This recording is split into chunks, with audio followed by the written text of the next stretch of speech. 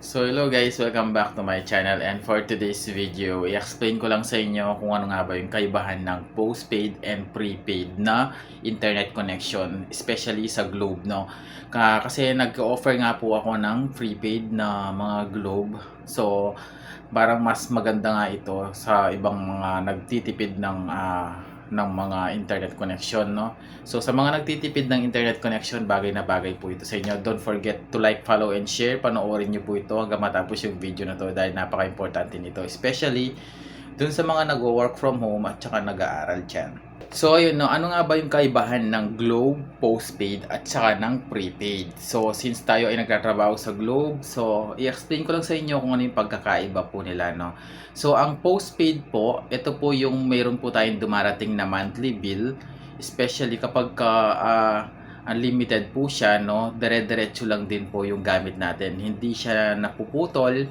Kumbaga, kung walang interruption sa internet, dire-diretso lang yung gamit ninyo hanggang sa dumating yung bill ninyo. Monthly siya, no? So, ang nangyayari, kapag nag-apply kayo ng postpaid, so usually bine-verify muna nila, 'di ba? So may mga tumatawag sa inyo, and then may mga nagre-remind sa inyo kapag may mga bill na kayo.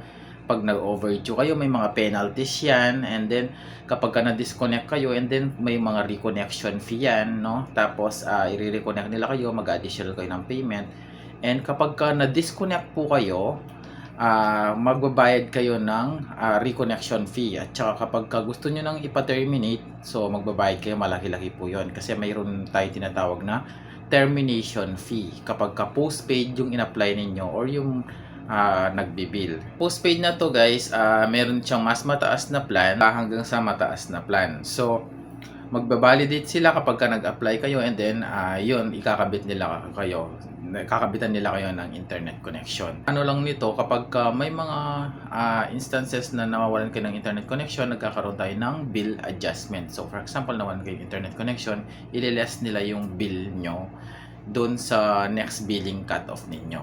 So yun po yung sa postpaid. Tapos meron din po kayong tinatawag na kontrata. So yun nga yung nasabi ko sa inyo, kapag ayaw nyo na siya, hindi nyo siya agad-agad mapapakat. So kapag hindi nyo binayaran, lalaki ng lalaki yung bill nyo, lolobo ng lolobo yon hanggang sa mag-penalty kayo, hanggang sa lumaki yung pinaka-bill ninyo. So magkakaroon kayo ng mga demand letter, mga ganon. So yun yung postpaid, no? Kapag yung pagkakaiba nila. So ano naman yung kaibahan kapag prepaid? Ang maganda dito guys, kapag prepaid, like yung mga ino-offer ko, no? Kapag nag-apply ka ng prepaid, wala nang verification, hindi na yan tatanungin yung pangalan mo or kung may discrepancy ba dun sa account mo or sa pangalan mo, may kapangalan ka ba. So installan lang nila yan. Kailangan mo lang is magbayad ka ng advance na 599 pesos.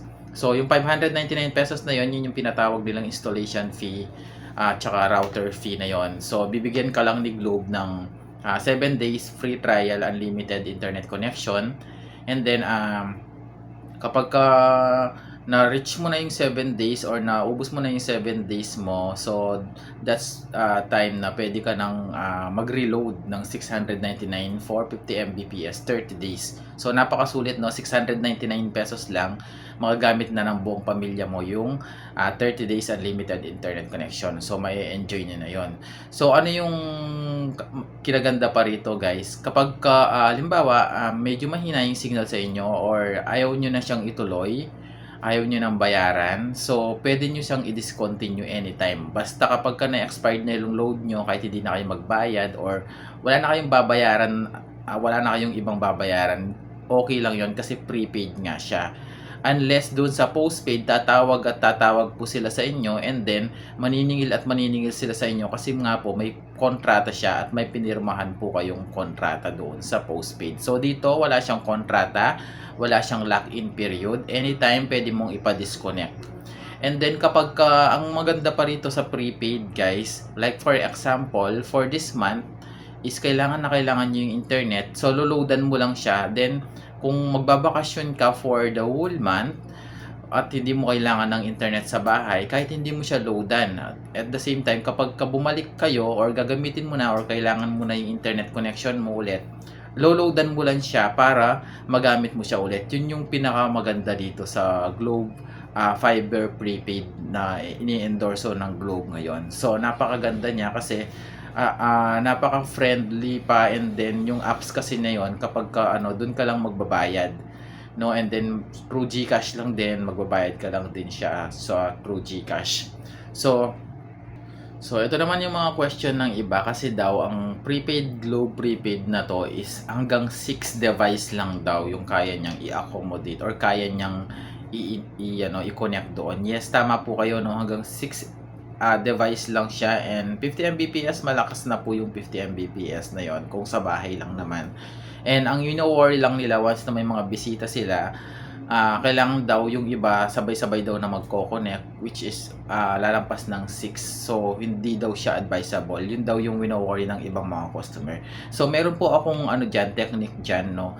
Kailangan nyo lang naman dyan is bumili lang kayo ng pinakatawag dito, yung parang router na isasaksak nyo dun sa router ni Globe, para dun kayo ko-connect, para lahat mabigyan ng connection. So yun yung pinagawa ko dun sa kakilala ko, and yun hanggang ngayon gamit pa nila. Napakaganda nga daw kasi 699 lang, unlimited na siya. So wala naman daw pinagkaiba dun sa postpaid. So kasi yung postpaid niya pinakat na niya, kasi nga daw minsan nagcha-charge siya, nagbi-bill siya. Parang ang nangyayari baka dun sa mga add-ons like yung landline, mga ganon.